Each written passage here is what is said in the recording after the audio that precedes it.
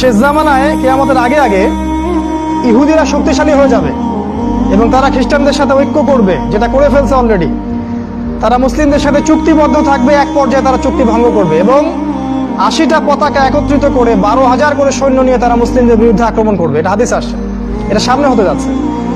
এবং নবীজি বলেছেন যে শেষ জামানার অন্যতম বড় সাইন হচ্ছে আল মালহামা। এই জায়গায় বলে শেষ করছি, মালহামা। মালহামা কি? মালহামা মানে মহাযুদ্ধ। নবীজি বলেছেন এমন যুদ্ধ হবে কিয়ামতের আগে আগে যে যুদ্ধে 100 জনের মধ্যে 99টা মানুষ মারা যাবে। 99টা মানুষ যারা এই যুদ্ধে অংশ নেবে তাদের মধ্যে 99% মানুষ মারা যাবে এবং এই যুদ্ধে মুসলিমদের ব্যাপক রক্তপাত ঘটবে, মুসলিমরা অনেক প্রচুর সংখ্যায় মারা যাবে। কিন্তু শেষ দিকে মুসলিমদের নেতৃত্বের জন্য আল্লাহ পাক ইমামুল মাহদিকে বের করবেন এবং তার হাতে আল্লাহ রাব্বুল আলামিন জেরুজালেমকে আবারও পুনরুদ্ধার করবেন এবং মুসলিমদের বিজয় হবে ইনশাআল্লাহ তাআলা। এরপর বের হবে দাজ্জাল এবং দাজ্জালকে তিনি মারতে পারবেন না। ঈসা আলাইহিস সালাম আকাশ থেকে নামবেন এবং তার হাতেই দাজ্জাল নিহত হবে এবং ইসলামী খেলাফা আবারও জেরুজালেম থেকে বাস্তবায়িত হবে ইনশাআল্লাহ। এটা সামনে হতে যাচ্ছে।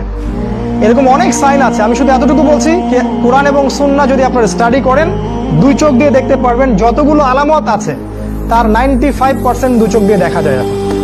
এখন শেষ কথা, এরকম অবস্থায় আমরা কি করব? 2 মিনিট। এইরকম অবস্থায় আমরা কি করব? আমাদের কাজ কি দুনিয়া নিয়ে ব্যস্ত হয়ে থাকা, নাকি হালুয়া রুটি সেমাই খাবো, বাসায় গিয়ে ঘুমিয়ে যাব, খালি মিলাদ পড়বো আর বাসায় খোরমা খাবো? এটাই আমাদের কাজ কি? আমাদের কিছু কাজ আছে কি? আমরা কি এই উম্মার আবর্জনা না উম্মার সম্পদ? প্রত্যেকটা মুসলিমের কাছে কিছু না কিছু আল্লাহ পাক চান। এক একটা মুসলিম এক একটা মুজাহিদ এই উম্মার। এবং আমি আশা করছি আগামী তরুণ প্রজন্ম ইনশাআল্লাহ এই সময়গুলো পেয়ে যাবে। আমাদের চাচারা পাবেন কিনা আমি জানি না। আমার বিশ্বাস যে এই প্রতিটা যুবকই ইনশাআল্লাহ সামনে সময়টা পেয়ে যাবে ইনশাআল্লাহ। বিগত 10 বছরের পৃথিবী আর এখনকার এই 10 বছরের পৃথিবীর মধ্যে আকাশ পাতাল পার্থক্য আছে। আগামী 10 বছর পৃথিবী চেঞ্জ হয়ে যাবে, দেখবেন। আমাদের করণীয়, নাম্বার 1, জ্ঞান অর্জন করেন। খালি পয়েন্টগুলো বলছি। জ্ঞান অর্জন করেন, জ্ঞান অর্জন করেন, জ্ঞান অর্জন করেন। কোরআন পড়েন, হাদিস পড়েন, ইসলামের ইতিহাস পড়েন, অর্থনীতি পড়েন, রাজনীতি পড়েন, মানে পড়তে থাকেন। কিন্তু আপনার পড়ার ভিত্তিটা হবে কি? কোরআন এবং সুন্নাহ। যাই পড়বেন এর সাথে মিলাবেন।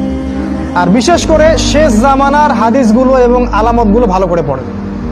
বিশ্ব কোন দিকে যাচ্ছে খেয়াল রাখেন, এটা 1 নাম্বার। 2, জানা অনুযায়ী আমল করতে হবে। জানা অনুযায়ী আমল করতে হবে। আগামীকালের ভরসা করবেন না, আজকেই আমল করে নেন।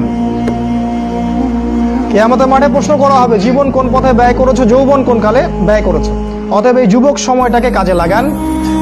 এরা আপনাকে মাদক দিয়ে ব্যস্ত রাখতে পারে, নারী দিয়ে ব্যস্ত রাখতে পারে, হ্যাঁ, আপনাকে এই যে চাকরির মোহ, ব্যবসার মোহ, এগুলো দিয়ে ব্যস্ত রাখতে পারে।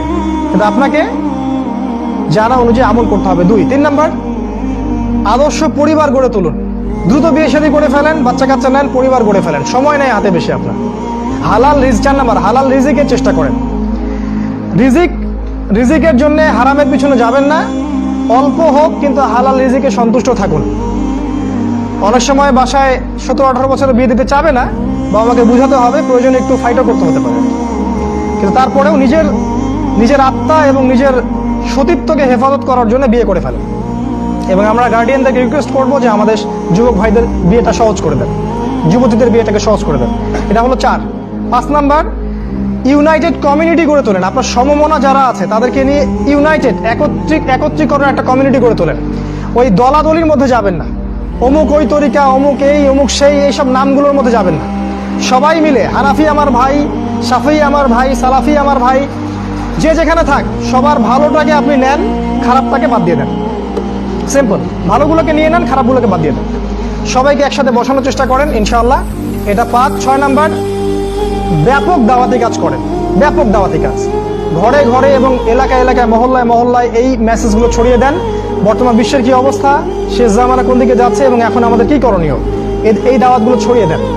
6 এবং 7, এটাই লাস্ট। নিজের জান, মাল, সময়, শ্রম যা আছে এগুলোকে ব্যয় করে আল্লাহর পথের দাওয়াত এবং জিহাদকে অব্যাহত রাখেন ইনশাআল্লাহ তাআলা। আল্লাহ পাক যদি কবুল করেন আমাদের হাতেই বিজয়ের পতাকা উঠবে ইনশাআল্লাহ আযজা ওয়া জাল।